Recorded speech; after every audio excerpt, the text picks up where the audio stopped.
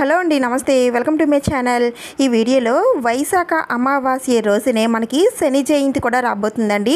అయితే ఈ అమావాస్య రోజున మనకున్న దిష్టి దోషాలన్నీ కూడా తొలగిపోవాలంటే ఏం చేయాలి, అలాగే శని జయంతి సందర్భంగా శనీశ్వరుడిని ఏ విధంగా పూజిస్తే ఆ శనీశ్వరుడు సంపూర్ణ అనుగ్రహం మన పైన ఉండి మనకున్న శని దోషాలన్నీ తొలగిపోతాయి అనే విషయాలన్నీ కూడా ఈరోజు వీడియోలో షేర్ చేస్తానండి. అన్నీ కూడా చిన్న చిన్న పరిహారాలండి. మనకి ఎలాంటి ఖర్చు లేకుండా మన ఇంట్లోనే చక్కగా చేసుకోవాల్సిన పరిహారాలు. అయితే ఈ పరిహారాలు ఎన్ని మీరు చేయగలిగితే అన్ని చేసుకొని మీకున్న శని దోషాలు, అలాగే దిష్టి దోషాలు, ఏలినాటి శని దోషాలు అన్నీ కూడా తొలగింపు చేసుకోండి. ఇంకా వీడియోని అయితే స్టార్ట్ చేసేద్దాం. ముందుగా అయితే వైశాఖ అమావాస్య 2025 మే 26వ తేదీన సోమవారం వస్తుందండి. దీనినే సోమావతి అమావాస్య అని కూడా అంటారు. అయితే ఈ సోమావతి అమావాస్య రోజున ముఖ్యంగా శివయ్యను అలాగే లక్ష్మీదేవి అమ్మవారిని అయితే పూజిస్తామండి. అయితే వీరు ఇరువురికి పూజ ఎలా చేయాలి, అమావాస్య సందర్భంగా మనం ఇంటిని ఎప్పుడు శుభ్రం చేసుకోవాలి అనేవన్నీ కూడా నేను ఇంతకు ముందే వీడియో చేసి పెట్టానండి. ఒక్కసారి ఆ వీడియో చూడండి, మీకు యూజ్ అవుతుంది. అయితే ముందుగా అమావాస్య ఎప్పటి నుంచి ప్రారంభమై ఎంతవరకు ఉంటుందనేది తెలుసుకుందాం.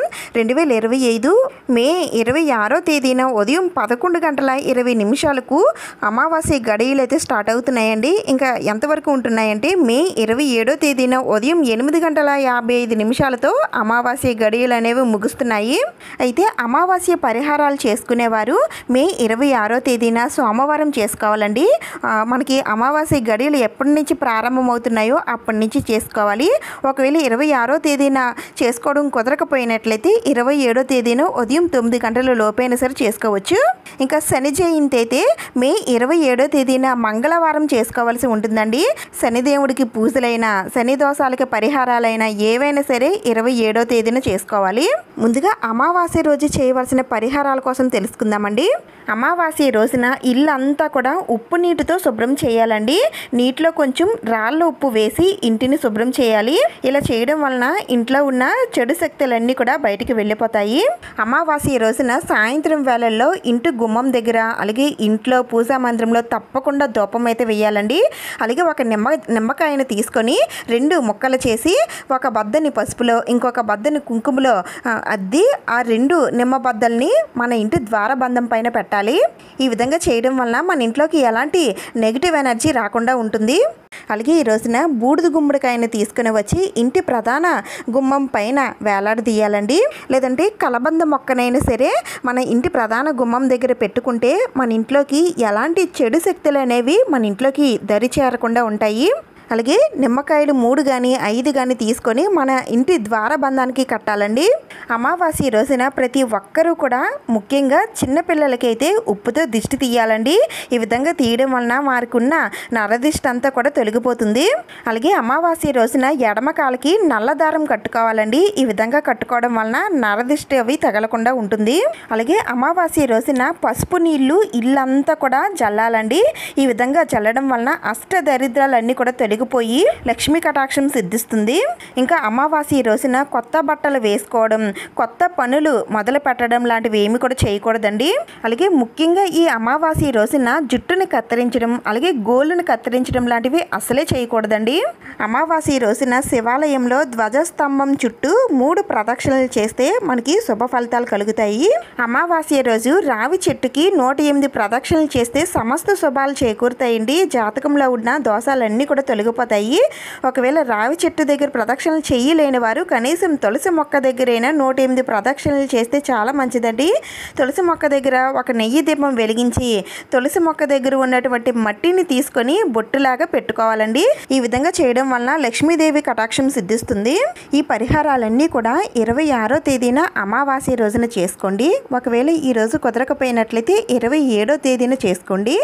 ఇంకా 27వ తేదీన శని జయంతి కాబట్టి శని జయంతి రోజున ఎలాంటి పరిహారాలు పాటిస్తే ఆ శనిదేవుడి అనుగ్రహం మన పైన ఉండి మనకున్న శని దోషాలన్నీ తొలగుతాయో ఆ పరిహారాల కోసం ఇప్పుడు తెలుసుకుందాం. శని ప్రభావం మనపై పడకుండా ఉండాలంటే శని జయంతి రోజున శనిదేవుని అనుగ్రహం మన పైన ఉండాలండి. అయితే ఏం చేస్తే శనిదేవుడి అనుగ్రహం మన పైన ఉంటుందో ఇప్పుడు తెలుసుకుందాం. ఈ శని జయంతి రోజున తప్పకుండా తలస్నానం అయితే చేయాలండి. ఎట్టి పరిస్థితుల్లో ఈ రోజున తలకి నూనె పెట్టుకోకూడదు. అలాగే నూనెతో ఉన్నటువంటి ఉన్నటువంటి జుట్టుతో ఉండకూడదు. తప్పనిసరిగా తలస్నానం అయితే చేయాలి. తలస్నానం చేసిన తర్వాత ఇంట్లో దీపం పెట్టుకొని శని స్తోత్రాలు చదువుకున్న కొంతవరకు గ్రహ దోషాలన్నీ కూడా తొలగుతాయండి. ఇంట్లో మేము ఇవేమి చెయ్యమండని అనుకునేవారు నేరుగా శనీశ్వరుడు ఉన్నటువంటి ఆలయానికి వెళ్ళి అక్కడ స్వామివారికి నువ్వుల నూనెను సమర్పించి నల్లటి వస్త్రాన్ని సమర్పించి బెల్లాన్ని నైవేద్యంగా పెట్టి ఆ స్వామివారికి పూజ చేసుకొని రండి. ఈ విధంగా చేసిన ఆ శనీశ్వరుడి అనుగ్రహం మన పైన ఉన్నట్లే. దాని ద్వారా మనకున్న శని దోషాలన్నీ కూడా తొలగుతాయి. ముఖ్యంగా ఏలినాటి శని, అష్టమ శని, అర్ధాష్టమ శని దోషాలన్నీ కూడా తొలగుతాయండి. శని జయంతి రోజున ముఖ్యంగా దానాలు చేస్తే చాలా మంచిదండి. దుప్పట్లు కానీ, పప్పు దినుసులు కానీ, చెప్పులు కానీ, బూట్లు కానీ, నల్ల గొడుగులు కానీ, ఉప్పు లాంటివి దానం చేస్తే శని ప్రభావం తగ్గుతుంది. శనీశ్వరుడు ఆలయంలో శనిదేవుడికి పూజ చెయ్యలేని వారు కనీసం శివాలయంలో ఉన్నటువంటి నవగ్రహాల వద్ద నువ్వుల నూనెతో దీపం పెట్టి 9 ప్రదక్షిణలు చేసి బెల్లాన్ని నైవేద్యంగా పెట్టి దండం పెట్టుకున్న కొంత శని ప్రభావం అనేది తగ్గుతుంది. అన్నింటికన్నా హనుమాన్ చాలీసా ఈ రోజు పఠించడం వలన అన్ని రకాల కష్టాల నుంచి విముక్తి లభిస్తుంది. ఈ పవిత్రమైన రోజున ఇనుపు వస్తువుల్ని అస్సలు కొనకూడదండి.